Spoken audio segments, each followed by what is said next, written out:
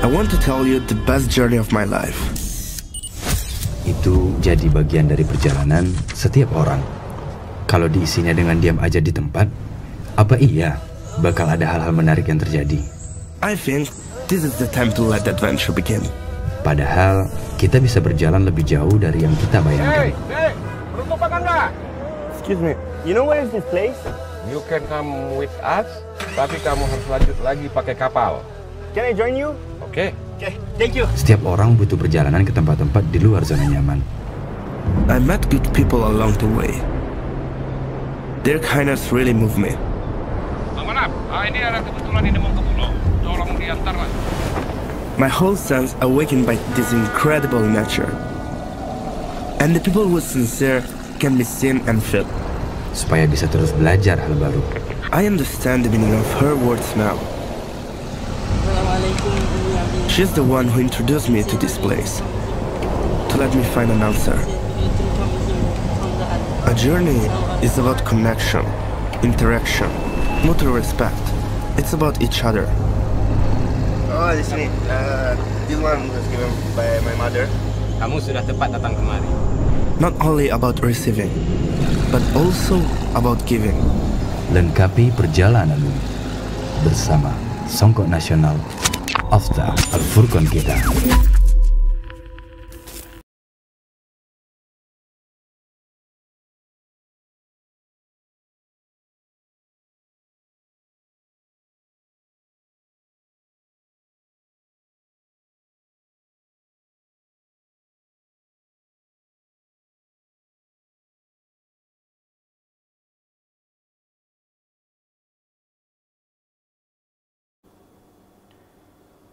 Assalamualaikum warahmatullahi wabarakatuh.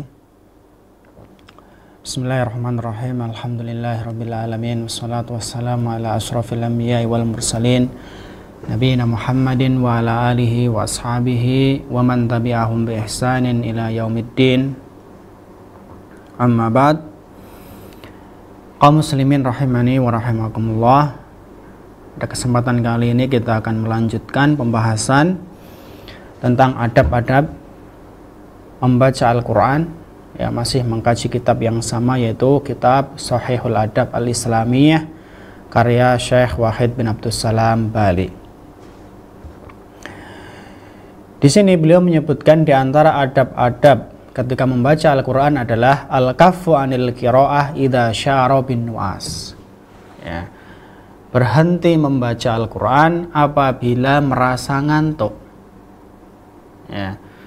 Jadi kalau kita merasa ngantuk, ya, membaca Al-Quran kemudian ngantuk, maka istirahat dulu, ya, istirahat dulu. Nanti kalau sudah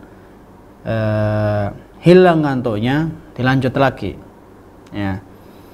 Nah, mengapa kita harus istirahat dulu, berhenti dulu ketika ngantuk? Ya, akan kita bahas, ya, dalam hadis ini. Ya, beliau menyebutkan sebuah hadis yang bersumber dari sahabat Abu Hurairah radhiyallahu anhu.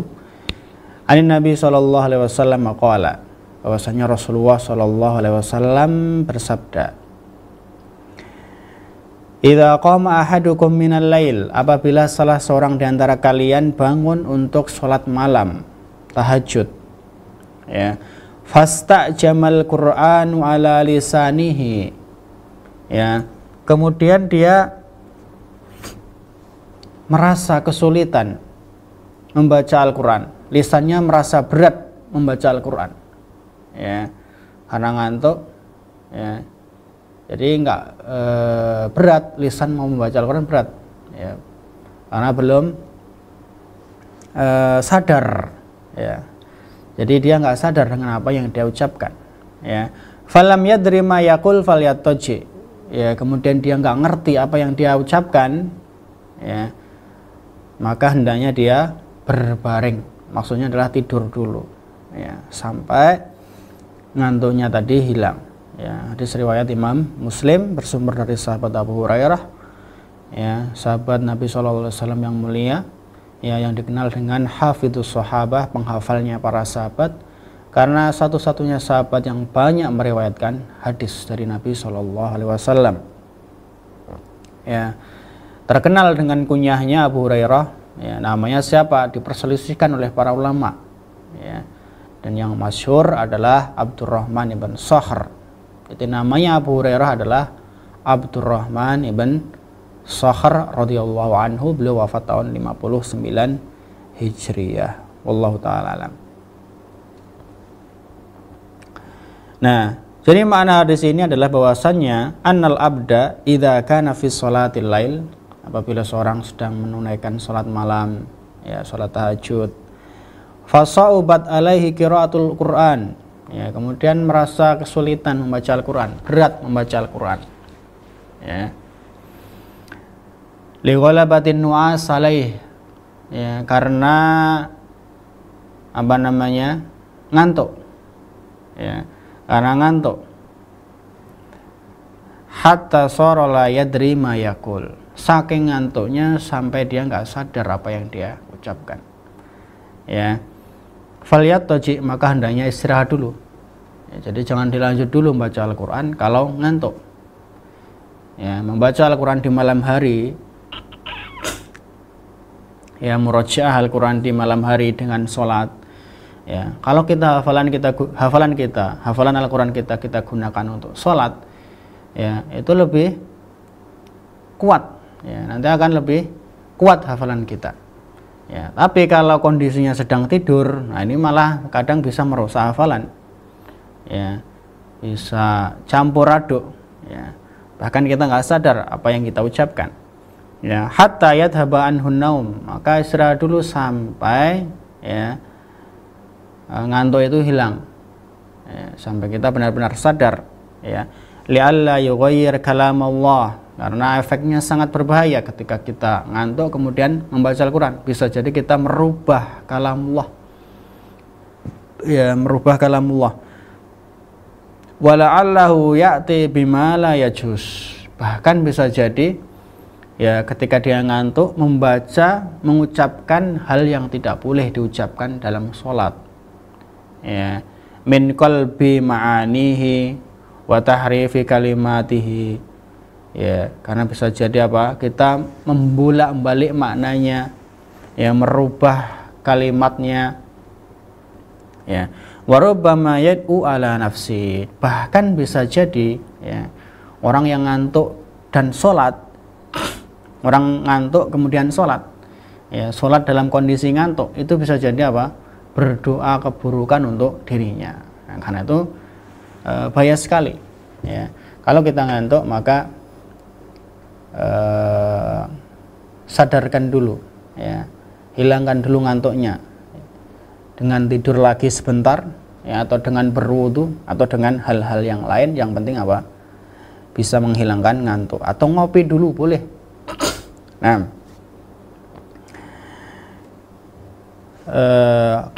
dan dalam riwayat Bukhari, dalam riwayat yang lain yang bersumber dari sahabat Anas, yaitu Anas bin Malik radhiyallahu anhu, ya, Rasulullah bersabda gimana? Idza na'asa ahadukum fi shalah falyanam hatta ya'lam ma yaqra. Apabila salah seorang di antara kalian, ya, ngantuk dalam salatnya, maka hendaklah tidur dulu, ya, hatta ya'lam ma yaqra, sampai dia sadar apa yang dia baca, ya, sampai dia paham apa yang dia baca. Nah, jadi itu makna hadis secara umum, ya. Jadi kalau kita ngantuk maka, ya, jangan sholat dulu, ya, sampai kita benar-benar sadar. Nah, karena itu kalau sholat subuh, ya, usahakan bangunnya di awal, lebih awal, ya, supaya apa, ketika sholat, ya, kondisinya benar-benar sudah bangun, ya. Jangan azan baru bangun, ya, bahkan qomat. Nah, jangan seperti itu. Dipasang alarmnya sebelum azan sudah bangun, ya, sehingga bisa ada muqaddimah, ya, nanti untuk sholat subuh, ya, ada sholat witir dulu, ya, supaya nanti ketika sholat subuh sudah benar-benar sadar 100%, ya, seperti itu. Nah, dari hadis di atas maka bisa kita ambil faedah, ya, yang pertama al-hassu ala sholati fil lail halan nasyad wal qudrah ala al-fahm wal khusyu' wastihdharil qalbi ma'allah azza wa jalla. Ya, anjuran ya untuk sholat malam kondisinya dalam kondisi apa? Bersemangat ya, dan benar-benar paham apa yang dia baca, khusyuk ya, seperti itu. Kemudian yang kedua, anna fadla tahajjud fil lail la yatahaqqaq ma'an nu'asi wal kasal. Ya. Jadi keutamaan sholat malam, ya, sholat tahajud itu tidak akan terwujud kalau sholat itu kita barengi dengan ngantuk dan malas. Jadi sama aja. Ya, fadilahnya hilang, keutamaannya hilang kalau kita sholat malamnya kondisinya ngantuk. Ya, sholat taraweh ngantuk, nggak ngerti apa yang dia baca, bahkan rakaat keberapa nggak tahu. Nah, ini bisa menghilangkan keutamaan sholat tahajudnya ya. Karena itu kalau ngantuk wudhu dulu ya, ngopi dulu boleh, nggak masalah ya, karena inti sholat adalah khusyuk ya, mentadaburi ya, memahami apa yang dia baca, berzikir ya, berdoa. Itu intinya sholat. Kalau sholat itu hilang dari doa, hilang dari khusyuk, hilang dari tadabbur, maka rohnya sholat itu hilang, nggak ada ya. Nah, qala wa anna sholata fi hadhil hal makruha. Kalau sholat kondisinya seperti tadi, sholat ngantuk ya, maka hukumnya makruh ya, hukumnya makruh. Nah, kemudian yang ketiga, faedah juga dari hadis ini, ya ta'ayyan liman dahamahun nu'as athna al-lail an yanama qalilan. Dianjurkan orang yang diserang oleh kantuk ya, orang yang ngantuk ketika sholat, di tengah-tengah sholat hendaknya tidur dulu sebentar, liyasta'ida bihi nasyatahu, untuk mengembalikan apa? Semangatnya ya. Jadi kalau memang masih ngantuk ya, istirahat dulu ya, tidur dulu ya, karena itu sebelum sholat ya. Bahkan sholat siang pun ya, sholat fardu, sholat duhur misalnya, dianjurkan juga apa? Tidur dulu kalau memang capek ya, yang disebut dengan qailulah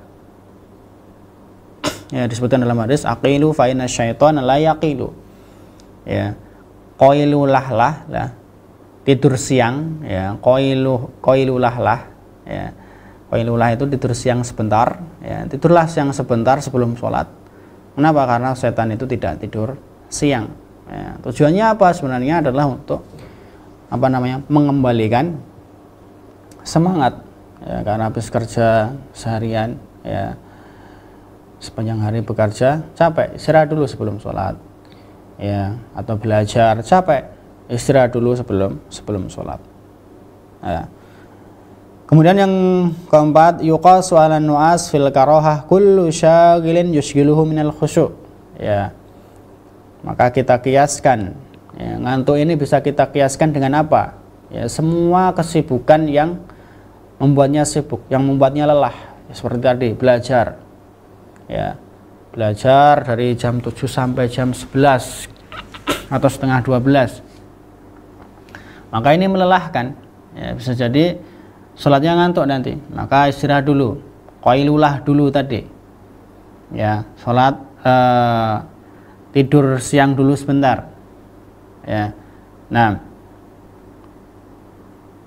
wa yuqasu 'ala sholatil lail sa'ir tatawu'at as-sholat. Begitu juga sholat malam ini, apakah khusus untuk sholat malam? Enggak, bisa kita kiaskan semua sholat sunnah ya, semua sholat sunnah bisa kita kiaskan ya. Jadi kalau kondisinya ngantuk, maka hendaknya ditahan dulu, nanti kalau sudah nggak ngantuk baru sholat. Kemudian selanjutnya, yang bagi alal abdi qiraatul Quran qiraat tadabburin wa fahmin ya, hendaknya seorang hamba itu ketika membaca Al-Quran membacanya dengan tadabbur dan pemahaman ya ditadaburi bacaannya, dipahami maknanya, ya, karena itu adalah intinya, ya, itu adalah intinya. Inti membaca Al-Quran adalah apa? Kita paham, kita resapi, kemudian kita amalkan. Ya, karena itu dikisahkan para sahabat dulu kalau membaca Al-Quran, ya, mempelajari Al-Quran, ya, tidak lebih dari 10 ayat, ya, 10 ayat paham baru lanjut. Nah, seperti itu. Kemudian yang keenam, karahiyatul qiyam, ya, karahiyatul qiyamil lail wal mar'u na'is li'anal jasad lahu haqqun 'alal insan. Ya, hukumnya makruh apabila sholat tahajud dalam kondisi ngantuk. Ya, kalau masih ngantuk ya istirahat dulu. Kita nggak perlu memaksakan, nggak perlu memaksakan, karena jasad itu memiliki hak untuk istirahat. Ya, jasad harus kita rawat, harus kita jaga. Kalau ngantuk ya istirahat. Ya, kalau lapar kita makan dan seterusnya. Jadi kita rawat raga kita, rawat jasad kita. Ya, jangan terlalu berlebihan dalam beribadah. Ya, sampai membuat raga kita sakit. Nah, itu maksudnya. Jadi intinya di sini adalah, ya, jadi Syekh Wahid bin Abdul Salam menyebutkan hadis ini, ya, intinya di mana? Ya, yaitu apa? Al-kaffu anil qiraah inda idza syara bin nu'as. Kalau kita ngantuk, maka hendaknya kita berhenti membaca. Ya, di sini yang disebutkan adalah ketika sholat malam. Ya, ketika sholat malam kita membaca Al-Quran. Ya, qiyamul lail membaca Al-Quran. Nah, di situ. Ya. Jadi meskipun tidak qiyamul lail, ketika kita membaca Al-Quran ngantuk, maka kita berhenti dulu, stop dulu. Ya. Ini biasanya ketika bulan-bulan Ramadan, ya, mengejar khataman, ya, malamnya nggak tidur, ya, malamnya lembur membaca Al-Quran, bagus. Ya, tapi kalau ngantuk, ya, maka istirahat dulu. Ya, istirahat dulu. Setelah hilang ngantuknya, maka baru boleh dilanjutkan. Khawatirnya apa tadi?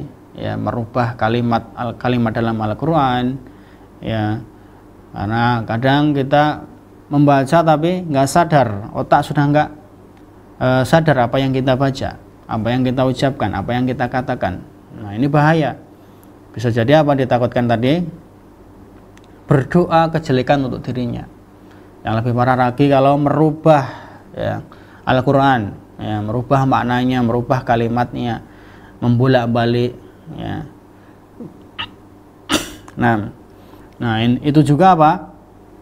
Sebab kenapa dulu, ya, di awal-awal ketika khamar diharamkan, ya, Allah mengatakan apa? La taqrabus sholata wa antum sukara hatta ta'lamu ma taqulun. Ya, janganlah kalian mendekati sholat ketika kalian sedang mabuk, sampai kalian benar-benar sadar apa yang kalian ucapkan. Nah, itu juga kenapa khamar dilarang? Ya, karena orang, ya, ketika mabuk tidak sadar apa yang dia ucapkan. Ya, bahkan dikisahkan ketika ada yang mengimami membaca surat Al-Kafirun dibolak-balik. Ya, a'budu ma ta'budun, ya, wa antum ta'buduna ma'abud. Nah, ini bahaya sekali membolak-balik Al-Quran. Ya, saya menyembah Tuhanmu dan kamu menyembah Tuhanku. Nah, ini adalah ucapan yang sangat berbahaya. Ya, yang diucapkan ketika orang tidak sadar, entah karena mabuk atau karena masih ngantuk. Ya. Nah, dan kisah seperti itu banyak. Ya, ada yang sholat subuh 3 rakaat karena mabuk dan seterusnya. Nah, karena itu ketika ngantuk maka stop. Ya. Jangan sholat dulu, jangan tilawah dulu. Ya. Tapi apa? Istirahat dulu. Ya, karena tubuh kita memiliki hak untuk istirahat, ya, dan yang lainnya. Wallahu taala alam. Jadi itu adab di antara adab-adab membaca Al-Quran. Kemudian selanjutnya Syekh Wahid bin Abdul Salam menyebutkan di antara adab membaca Al-Quran adalah, ya, istihbab thalabil qiraah min hasanis saud. Ya, disunahkan ya meminta dibacakan Al-Quran oleh orang yang suaranya bagus.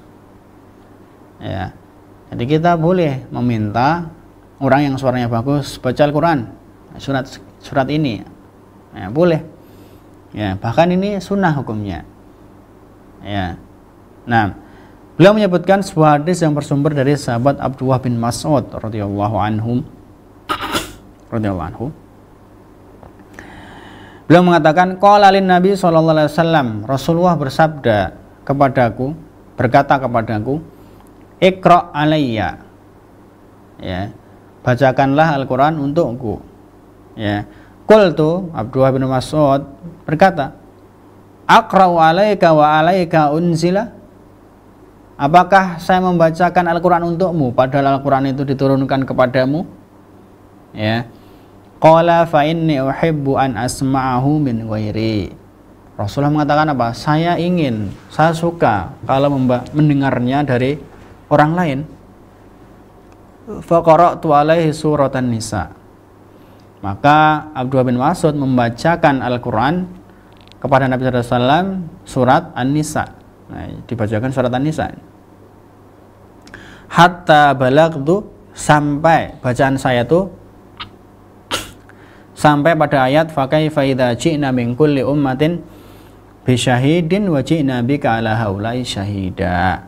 Lalu bagaimana apabila kami datangkan ya dari setiap umat itu saksi, yaitu Pak Rasul maksudnya. Bagaimana keadaan mereka orang-orang kafir kalau nanti saya datangkan saksi dari setiap kaum, ya. Kami datangkan Rasul pada setiap kaum. Wa ji'na bika ala haula'i syahida.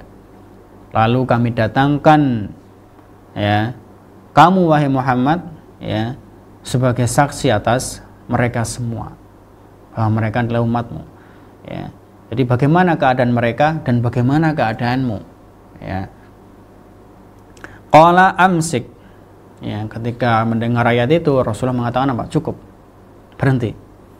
Faida ainahu tadrifan. Maka tiba-tiba ya, beliau menangis ya. Kedua matanya berlinang air mata. Hadis ini diriwayatkan oleh Imam Bukhari dan Imam Muslim, bersumber dari sahabat Abdullah bin Mas'ud ya, yaitu Abdullah bin Mas'ud bin Ghafil al-Hudali Abu Abdurrahman ya, min as-sabiqin al-awwalin, termasuk sahabat yang awal-awal masuk Islamnya ya. Wa min kibaril ulama min as-sahabah ya, termasuk kibarnya para sahabat ya, kibarnya para sahabat, pembesar para sahabat. Mata sanata ithnataini wa thalathin bil Madinah. Beliau wafat tahun 32 Hijriyah di kota Madinah radhiyallahu anhu.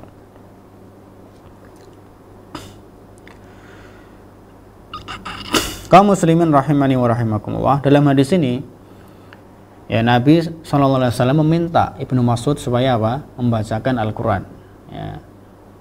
Tadi judulnya adalah disunahkan meminta orang lain membaca Al-Quran ya, kalau orang itu suaranya bagus ya, berarti ini Abdullah bin Mas'ud suaranya bagus ini ya, karena Rasulullah SAW meminta agar membacakannya membacakannya Al-Quran ya. Kemudian Abdullah bin Mas'ud membacakan surat apa? An-Nisa ya, membacakan surat An-Nisa sampai pada ayat fa kaifa idza ji'na min kulli ummatin bi syahidin wa ji'na bika ala haula'i syahida. Kemudian Rasulullah SAW menangis ya. Nah, dari hadis di atas bisa kita ambil faidah ya. Yang pertama, istihbab istima'il Quran minal akharin ya, disunahkan mendengarkan Al-Quran dari orang lain. Nah, ini bagus ya, sunnah hukumnya ya. Kalau nggak ada orang ya wis murotal ya, murotalan ya. Ya, karena Nabi SAW pernah meminta orang lain untuk membaca Al-Quran supaya dia dengar ya, supaya dia dengar. Nah, kita kalau nggak ada orang lain ya sudah, kita mendengarkan murotal. Sekarang sudah banyak murotal, bahkan milih ya, kita mau syekh siapa ya, semuanya ada. Nah, Kemudian yang kedua, faedah yang kedua, jawazu qira'atu thalib 'alal muallim. Ya, bolehnya apa? Seorang murid membaca pada gurunya. Ya, membaca pada gurunya boleh, nggak masalah. Ya. Nah, Rasulullah SAW guru yang mengajari Al-Quran, tapi beliau meminta talib muridnya, yaitu Abdullah bin Mas'ud. Ya, semuanya adalah murid beliau SAW. Ya, karena dari Rasulullah SAW lah Al-Quran itu diajarkan. Ya. Nah, jadi boleh. Kemudian selanjutnya fadilatu Abdullah bin Mas'ud. Nah, di sini juga menunjukkan keutamanya Abdullah bin Mas'ud. Ya, bagaimana haitsu ahabba Rasul sallallahu alaihi wasallam ayyasma'ahu min fihi. Karena Rasulullah sallallahu alaihi wasallam ingin mendengar Al-Qur'an itu dari mulutnya. Ya. Wa hadza yadullu ala hirsi Ibnu Mas'ud radhiyallahu anhu ala tatallubil Qur'an. Ini menunjukkan bahwasanya Abdullah bin Mas'ud itu termasuk sahabat yang bersungguh-sungguh dalam mempelajari Al-Qur'an. Wa hifdhihi wa itqanihi, dan menghafalkannya dan memutkinkannya. Ya. Nah, ini harusnya seperti itu. Ya, kita pelajari Al-Quran, kita hafalkan, kita mutkinkan. Ya, seperti yang dilakukan oleh sahabat Abdullah bin Mas'ud ini. Nah, kemudian yang keempat, fadilatul buka khasyatan minallah inda sama'i ayatihi. Keutamaan menangis ketika mendengarkan Al-Quran. Ya, ketika mendengarkan ayat-ayat Al-Quran. Kenapa menangis? Khasyatan minallah, karena takut kepada Allah Subhanahu wa taala. Ya, dan ini nggak mungkin terjadi kecuali kalau kita paham maknanya. Ya, karena itu kita orang-orang ajam itu bisa dikatakan wajib mempelajari bahasa Arab, ya, supaya bisa mentadabburi Al-Quran dengan dalam. Ya, kalau kita nggak paham, nggak mungkin kita bisa menangis. Kalau kita nggak ngerti, nggak mungkin bisa menangis. Minimalnya apa? Kita membaca Al-Quran, tahu artinya, tahu terjemahnya. Ya, meskipun sebenarnya terjemahan itu nggak bisa mewakili makna ayat Al-Quran, ya, karena Al-Quran itu ya sangat dalam, ya, balik, ya, sangat mendalam, ya. Nggak cukup kita memahaminya dengan terjemahan, nggak bisa. Ya. Nah, karena itu dulu orang-orang yang fasih, ya, orang-orang yang balik pada zaman Nabi SAW, orang-orang zaman Nabi SAW terkenal dengan lisannya yang sangat fasih, ya, sangat tinggi bahasanya, tapi mereka tidak mampu mengalahkan tingginya bahasa Al-Quran. Ya, karena itu butuh tadabbur, butuh renungan yang mendalam, ya, butuh paham dengan bahasa Arab langsung supaya kita bisa mentadabburinya dengan dalam. Ya. Ma'al tizamis sukun wa husnis sumti wa adamis sarah. Ya, meskipun menangis maka hendaknya tetap tenang. Ya, tetap diam, tenang, menangis dengan diam, menangis dengan tenang. Ya, tidak teriak-teriak, apalagi di dalam sholat. Ya, kalau kita menangis dalam sholat, kemudian kita teriak-teriak, ya, bisa membatalkan sholat kita. Ya, dan bahkan ini bisa dikatakan madhabnya para ulama al-arba'ah. Ya, kalau teriak-teriak, ya, bahkan mengatakan dua kata, ya, itu bisa membatalkan sholat. Ya, kalau kita menangisnya di dalam sholat, membaca Al-Quran dalam sholat kemudian menangis, maka tetap, ya, kita kondisikan nangis kita. Ya, kalau memang tidak mampu untuk melanjutkan bacaan, diam dulu, berhenti dulu. Ya, menangis dalam diam. Nah, kemudian al-hathu ala tadabburil Quran inda tilawatihi aw sama'i hatta yakuna lahu atharun fin nafsi. Anjuran untuk mentadaburi Al-Quran ketika membacanya. Ya, ini tadi sudah disinggung ya, karena nggak mungkin kita menangis, nggak mungkin Al-Quran itu membekas, nggak mungkin meninggalkan bekas pada diri kita ya, nggak mungkin kita bisa menangis ya, bisa mendorong kita untuk mengalirkan air mata kecuali kalau kita paham ya. Karena itu hendaknya kita ya mempelajari bahasa Arab ya, semangat mempelajari bahasa Arab supaya kita paham Al-Quran ya, mentadaburi Al-Quran dengan mendalam. Nah, jadi itu diantara adab ketika membaca Al-Quran ya, termasuk adabnya adalah disunahkan mendengarkannya dari orang lain yang suaranya bagus ya. Jadi kita bisa menggantikannya dengan murotal ya, itu lebih bagus. Kita biasakan mendengarkan murotal ya, daripada kita mendengarkan musik ya, maka kita ganti dengan murotal ya, itu lebih bagus, bahkan berpahala ya. Kalau kita mendengarkan musik ya, kita biasakan mendengarkan musik di rumah kita, yang kita nyalakan adalah musik, maka ini apa? Bisa jadi berdosa ya, mendatangkan dosa, menghilangkan berkah dan yang lainnya. Tapi kita ganti dengan tilawah Al-Quran ya, tilawah Al-Quran. Nah, kemudian selanjutnya diantara adab membaca Al-Quran, tilawah Al-Quran adalah ya, yang bagi alal qari idza marra bi ayati adzabin asfaqa wa ta'awwada. Hendaknya pembaca Al-Quran ketika melalui ayat yang berbicara tentang azab Allah, berlindung darinya ya, au ayati tanzihin nazaha, atau melewati ayat yang di situ mensucikan Allah dari sifat kekurangan, maka hendaknya mensucikannya ya, dan mengagungkannya. Au du'ain tadarru'a, atau melewati ayat yang di situ ada doa ya, maka hendaknya tunduk meminta kepada Allah Subhanahu wa taala.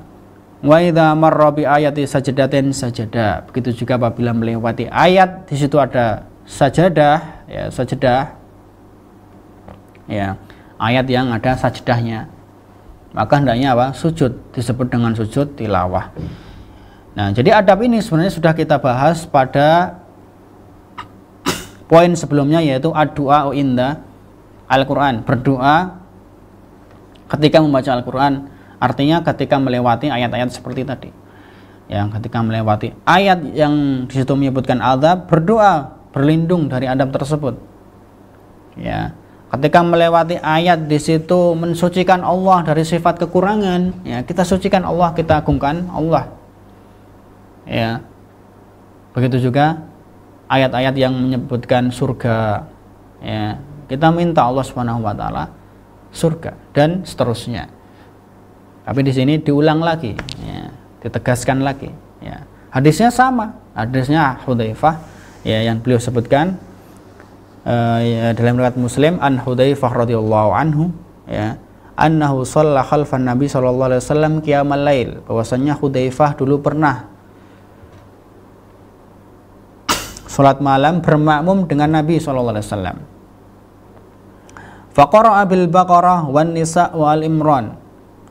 Ya, ternyata satu rakaat aja Rasulullah membaca surat Al-Baqarah, dilanjut dengan An-Nisa, dilanjut dengan Al Imran ya, dan sudah kita jelaskan dulu. Ini dalil bahwasanya Al-Quran itu urutannya surat itu adalah ijtihad dari kaum muslimin ya, bukan tauqifiyah, bukan dari Nabi SAW, bukan dari Allah, tapi kaum muslimin berijtihad ya, dalam membuat urutan surat ya. Ini menurut pendapat jumhur mayoritas para ulama ya, dan sebagian ada yang berpendapat bahwasanya urutan Al-Quran itu adalah tauqifiyah ya, seperti itu datangnya dari Allah dan Rasulnya. Wallahu ta'ala alam. Kemudian kata Hudzaifah, idza marra bi ayatin fiha tasbih sabaha ya, Rasulullah kalau melewati ayat yang di situ ada mensucikan Allah Subhanahu wa taala, beliau bertasbih, subhanallah, maha suci Allah ya. Wa idza marra bisu'alin sa'ala, apabila melewati ayat ya yang di situ minta kepada Allah, beliau pun juga meminta. Ya, selama permintaan itu bukan kekhususan. Ya, kalau kekhususan ya jangan diminta. Ya. Nah, wa idza marra bi adzabin ta'awwada, kalau melewati ayat di situ azab, maka beliau juga berlindung dari azab tersebut. Ya, bersumber dari sahabat Hudzaifah Ibnul Yaman, ya.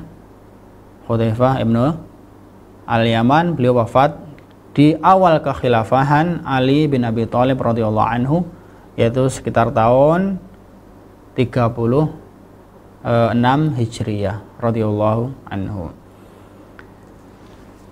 Nah, jadi itu adalah kisah Hudzaifah ketika sholat malam bersama Nabi SAW. Ya, sebenarnya kisahnya ini yang disebutkan adalah ringkasan dari hadis, ya. Jadi Hudzaifah ketika sholat malam bersama Nabi SAW, Rasulullah SAW membuka bacaannya dengan surat Al-Baqarah.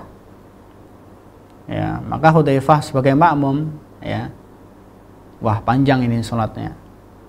Ya, sholatnya panjang ini, bacaannya panjang. Ya, dalam hati beliau apa? Mengatakan insya Allah ini akan rukuk pada setelah membaca 100 ayat. Ya. Rasulullah akan rukuk setelah mendapati 100 ayat bacaannya. Sudah 100 ayat, ya, ternyata nggak rukuk. Ya. Maka dia katakan dalam hatinya, oh mungkin dia akan rukuk. Ya, dia akan baca surat Al-Baqarah ini untuk 2 rakaat. Ya. Al-Baqarah selesai ternyata nggak rukuk, 1 rakaat pun nggak, setengah sudah dapat setengah nggak rukuk, berarti oh mungkin akan rukuk setelah 1 surat selesai. Ternyata nggak rukuk sampai beliau selesai surat Al-Imran. Nah, itu kisahnya Hudzaifah ketika sholat tahajud bersama Rasulullah SAW. Nah, intinya bukan di situ, tapi intinya adalah perkataan beliau radhiyallahu anhu ketika mengucapkan apa? Idza marra bitasbihin sabbaha. Kalau melewati ayat yang di situ tasbih, ada tasbih, maka beliau tasbih, ya, mensucikan Allah Subhanahu wa taala. Contoh misalnya ketika membaca firman Allah Subhanahu wa taala, sabbihisma rabbikal a'la. Ya. Sabbihisma rabbikal a'la.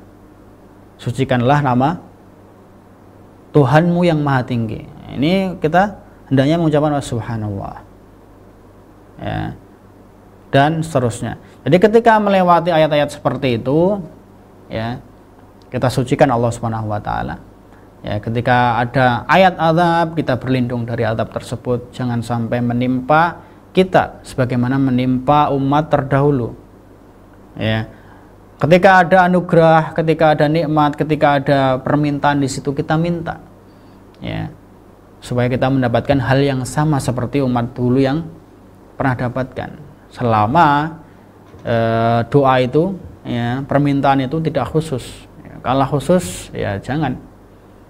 Ya, seperti yang diucapkan oleh Nabi Sulaiman misalnya. Ya, qala rabbighfirli. Kalau ini Allahumma gfirli, boleh. Ya, ketika minta, ya, ampunan kita minta. Wahabli mulkan la yambagi li ahadin min ba'di. Anugerahkanlah aku kerajaan yang kerajaan ini tidak berhak dimiliki oleh siapapun setelahku. Maka ini, ya, hendaknya kita tinggalkan, jangan berdoa seperti ini, karena memang kerajaan yang dimiliki oleh Nabi Sulaiman alaihissalam, ya, tidak layak dimiliki oleh siapapun setelahnya. Ya, seperti itu doanya.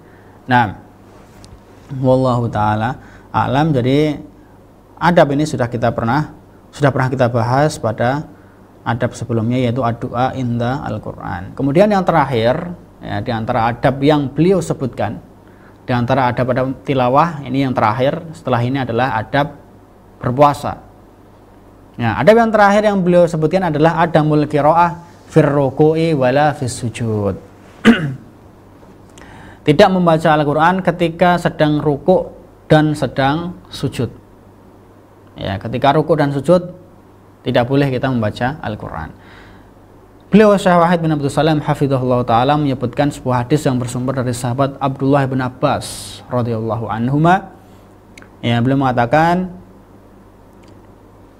Rasulullah SAW bersabda, "Ala wa inni nuhitu an aqra al-Quran raqi'an aw sajidan." Ketahuilah bahwasanya saya dilarang, kata Rasulullah, saya dilarang untuk membaca Al-Quran ketika rukuk atau sujud. Fa'amar ruku' fa'adhimu fihi Rabb azza wa jal. Adapun ketika rukuk maka agungkanlah Tuhan, ya, azza wa jalla, yang maha perkasa lagi maha tinggi. Ya, kita agungkan Allah Subhanahu wa taala ketika rukuk. Wa amma sujud fajtahidu fid du'a faqaminun ayyustajaba lakum. Adapun ketika sujud maka bersungguh-sungguhlah kalian di dalam berdoa. Kenapa? Karena kondisi itu adalah kondisi terendah, seorang hamba merendahkan diri kepada Allah. Faqaminun ayyustajaba lakum. Ya. Jadi peluang untuk dikabulkan doa itu lebih besar, kata Rasulullah SAW. Jadi ketika rukuk kita mengagungkan Allah, ya, kita besarkan Allah Subhanahu wa taala. Ya, subhana rabbiyal azim, kita agungkan, kita besarkan Allah Subhanahu wa taala. Ketika sujud maka kita bersungguh-sungguh di dalam berdoa. Ya, bersungguh-sungguh di dalam berdoa karena itu adalah kondisi yang sangat besar peluangnya untuk dikabulkan doa kita oleh Allah Subhanahu wa taala. Di sini riwayat Imam Muslim bersumber dari sahabat Abdullah bin Abbas bin Abdul Muttalib, ya, ibnu ammi Rasulullah SAW, anak pamannya Rasulullah SAW, ya, termasuk al-mukthirina minas sahabah, sahabat yang banyak meriwayatkan hadis. Ya.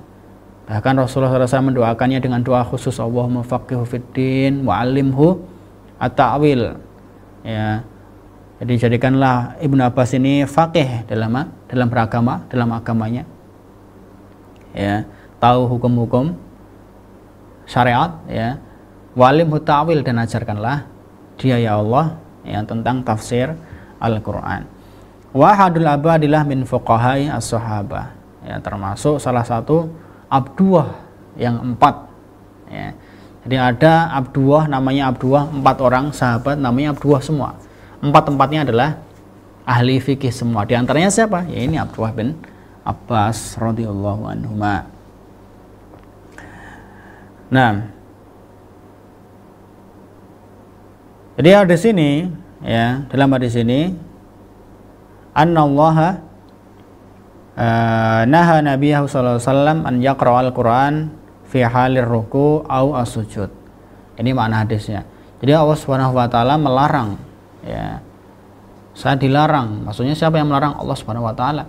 Ya, Allah melarang Rasulullah sallallahu alaihi wasallam membaca Al-Qur'an ketika ruku' dan sujud. Wa ma nuhiya anhu sallallahu alaihi wasallam fal aslu anna ummatahu tab'an lahu illa bidalil ya dulu ala khususiyatihi sallallahu alaihi wasallam. Kalau Allah Subhanahu wa taala memerintahkan Rasulullah, ya, maka perintah itu juga berlaku untuk umatnya selama tidak ada dalil yang menunjukkan bahwasanya perintah itu adalah kekhususan beliau sallallahu alaihi wasallam. Jadi khitabun lin nabi, khitabun li ummatihi. Ketika Allah menyuruh, memerintahkan Rasulullah, artinya perintah itu berlaku juga untuk kita. Ketika Rasulullah SAW dilarang membaca Al-Quran untuk ketika ruku, ketika sujud, berarti kita juga dilarang, ya, membaca Al-Quran ketika ruku dan sujud. Nah, hadza idza qasada tilawah fi ruku'ihi aw sujudihi, ai qasda qira'atul Quran, amma idza qasada du'a fala haraja alaih. Jadi ketika dia membaca Al-Quran dalam ruku dan sujud, niatnya memang membaca Al-Quran, maka ini nggak boleh. Tapi kalau bacanya dia baca ayat, tujuannya adalah berdoa, maka ini nggak masalah. Ya, karena dalam Al-Quran itu banyak sekali doa-doa. Jadi kita mengambil doa dari Al-Quran, kita baca ketika ruku. Ya, niatnya doa, bukan baca Al-Quran, maka nggak masalah. Begitu juga ketika sujud, ya, kita berdoa dengan doa yang ada dalam Al-Quran. nggak masalah. Ya. Wa fil hadits wa inna malikul limri'in manawas. Ya, karena ada hadis Nabi sallallahu alaihi wasallam yang muttafaqun alaihi juga, wa inna malikul limri'in manawa. Jadi setiap orang itu tergantung niatnya. Ya, hukum itu tergantung niatnya. Ya, kalau niatnya dia membaca Al-Qur'an dalam ruku', ya ini enggak boleh. La yajuz wal aslu fil nahyi at-tahrim. Hukum asal larangan adalah haram. Ya. Tapi kalau niatnya adalah berdoa, nah seperti tadi, maka nggak masalah. Nah, wal hikmah minan nahyi wallahu alam anna ar-ruku' was sujud huma halata dhullin wa khudu'. Kenapa kita dilarang baca Al-Qur'an ketika ruku' dan sujud? Hikmahnya apa? Ya, di sini disebutkan bahwasanya ruku' dan sujud itu adalah kondisi yang sangat hina. Ya. Kondisi ketika seorang hamba sangat tunduk kepada Allah Subhanahu wa taala sehingga dia ruku, sehingga dia sujud. Ya. Kening yang berada di atas diletakkan di tempat yang paling bawah, tempatnya kaki. Ya, yaitu di tanah. Ini adalah kondisi paling hinanya seorang hamba menghinakan diri kepada Allah Subhanahu wa taala. Karena itu ruku dan sujud ini enggak boleh kita berikan kepada selain Allah. Ya, memberikan penghormatan dengan ruku, dengan sujud ini nggak boleh. Ya, jika penghormatan itu kepada makhluk, memberikan penghormatan kepada makhluk, ya, kepada presiden, kepada bos, kepada pimpinan, ya, dengan ruku atau sujud, maka ini tidak boleh. Ya. Nah, thumma inna sujud yakunu 'alal ardi fala yaliqu bil Qur'an an yuqra'a fi mithli hadhil hal. Kemudian sujud, apalagi sujud ya, itu adalah apa? Di atas tanah. Maka apa? La yaliqu bil Qur'an. Tidak layak Al-Qur'an itu dibaca ya saat kondisinya seperti itu. Ya. Harus kita muliakan Al-Qur'an. Ya. Pakai meja ketika kita membaca. Ya, kita pegangi di atas seperti ini. Ya. Nah, ya.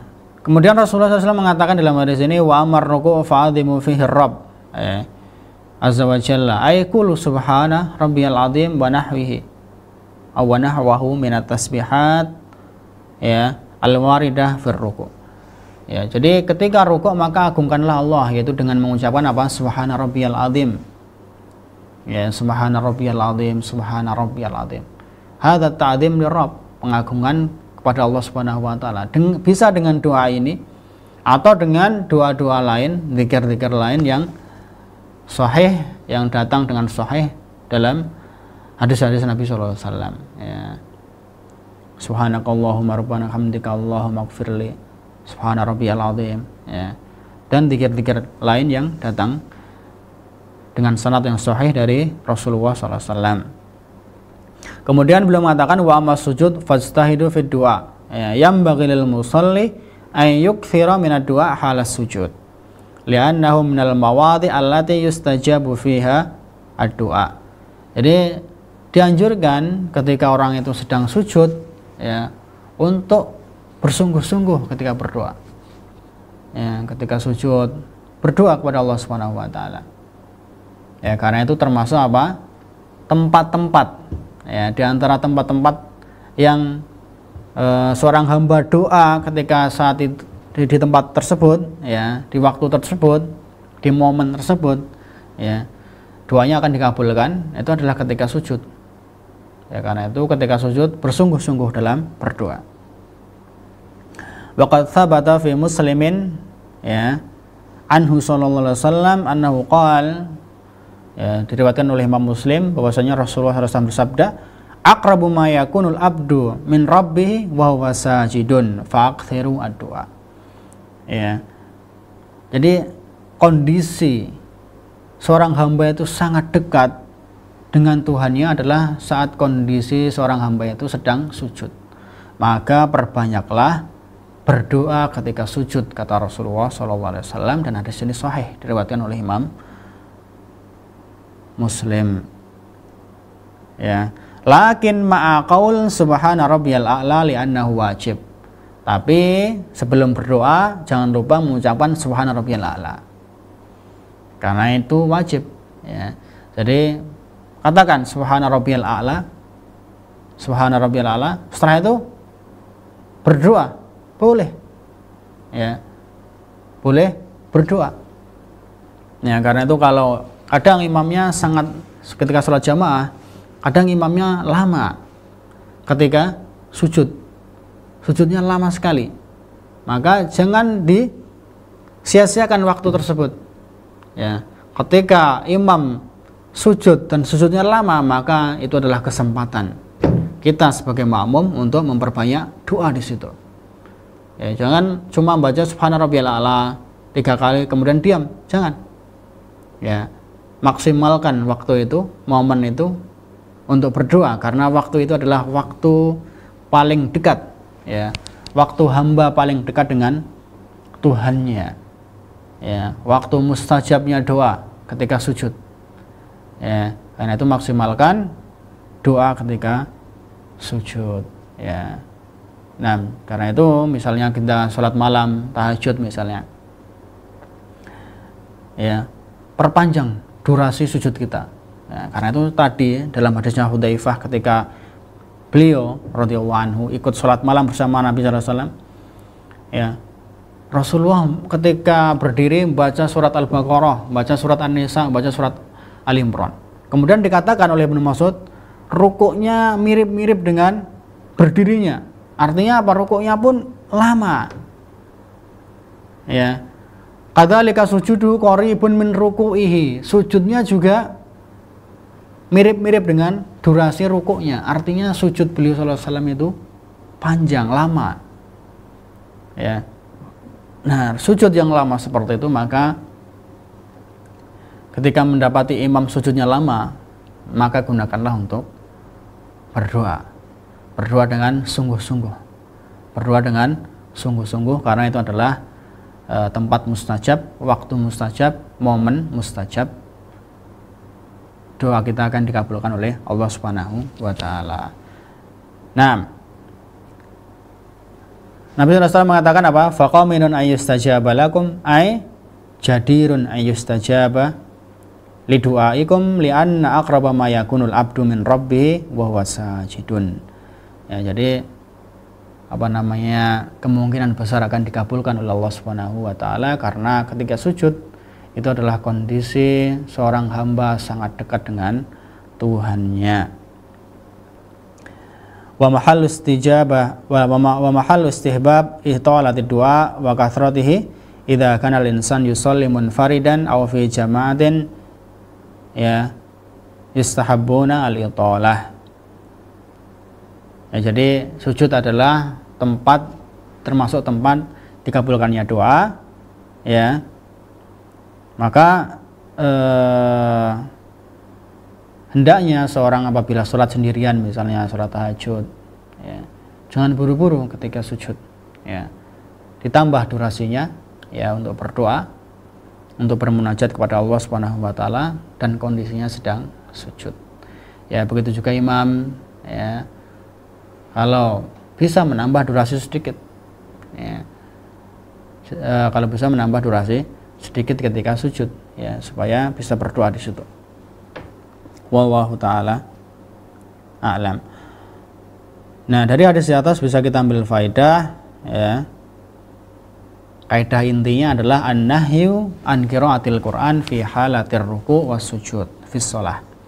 Sawaun kanat fardhatan aw nafilatan wan nahyu litahrim li'annahu al-asal.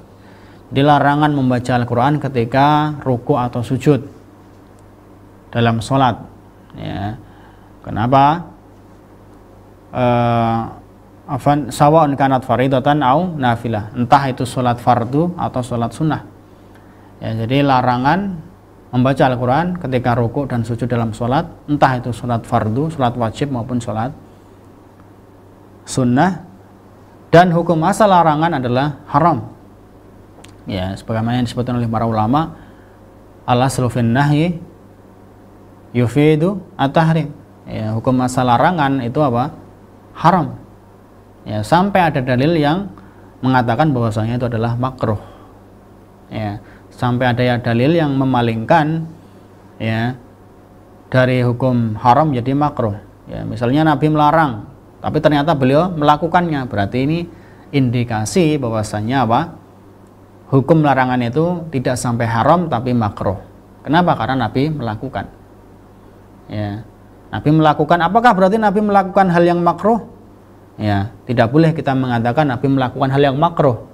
Kenapa? Karena Nabi melakukan hal yang makruh itu adalah kewajiban beliau menyampaikan. Menyampaikan ilmu itu wajib. Ya, karena itu nggak boleh kita katakan Nabi melakukan hal yang makruh. Makruh itu adalah fi haqqi ummatihi. Ya, Nabi melakukan kewajiban.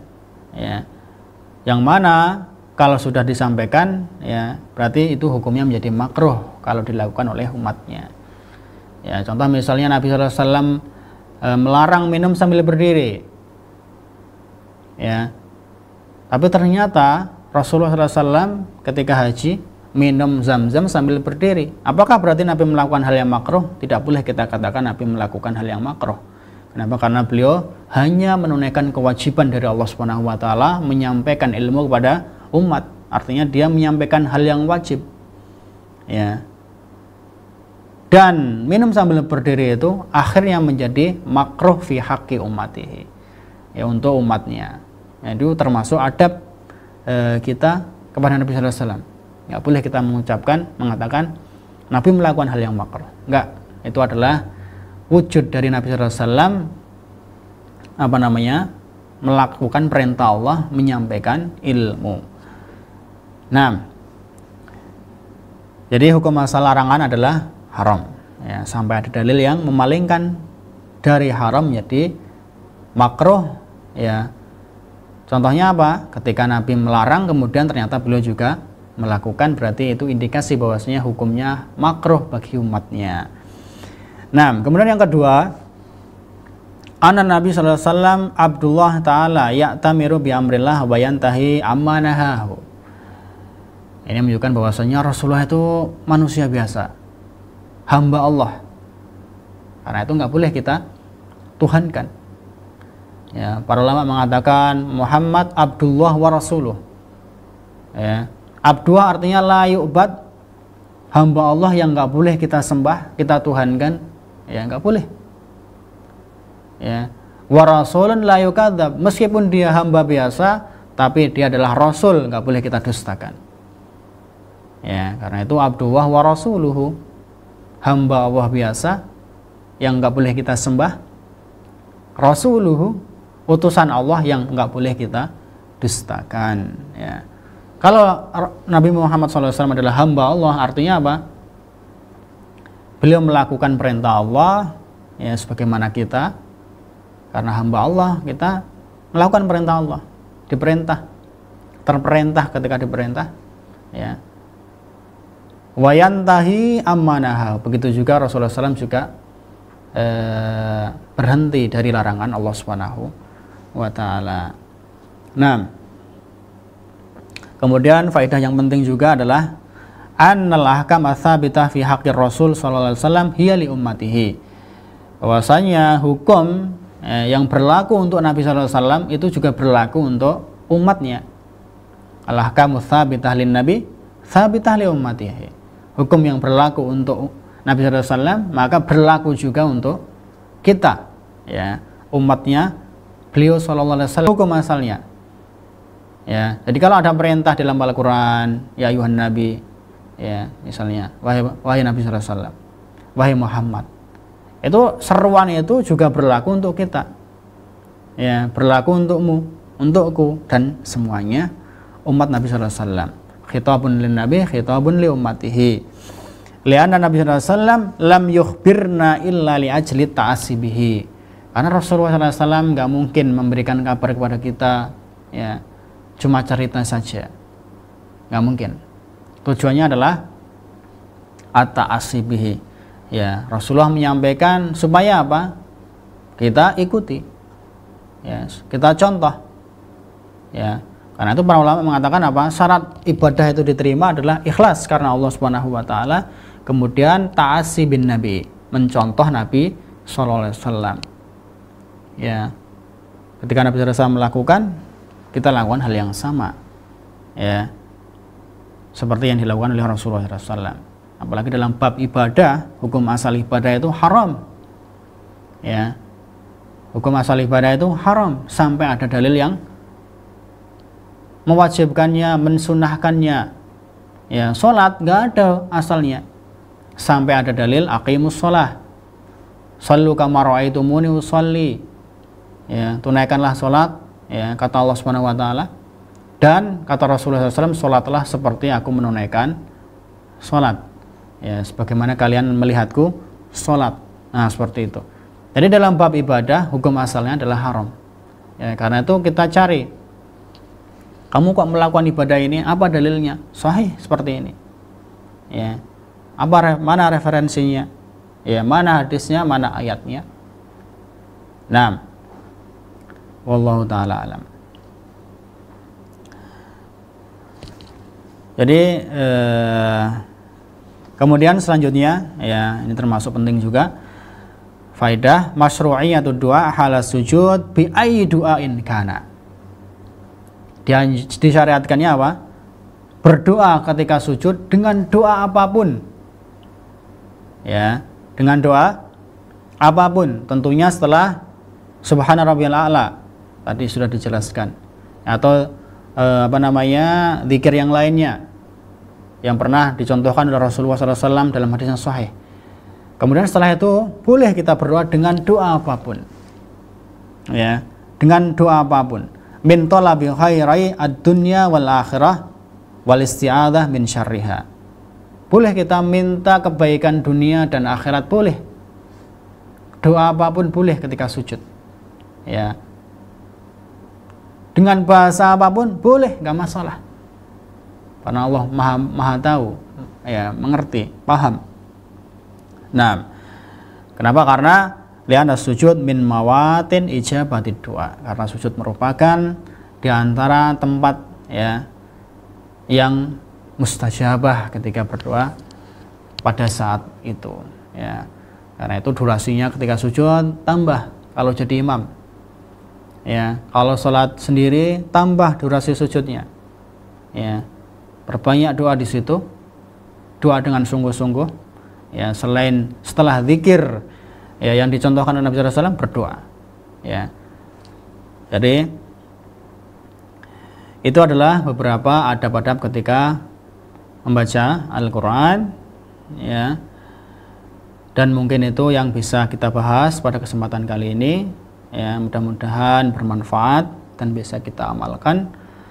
Wallahu ta'ala alam wa sallallahu wasallam ala nabiyina Muhammad wa ala alihi wa ashabihi ajma'in. Wassalamualaikum warahmatullahi wabarakatuh. Al Furqan TV.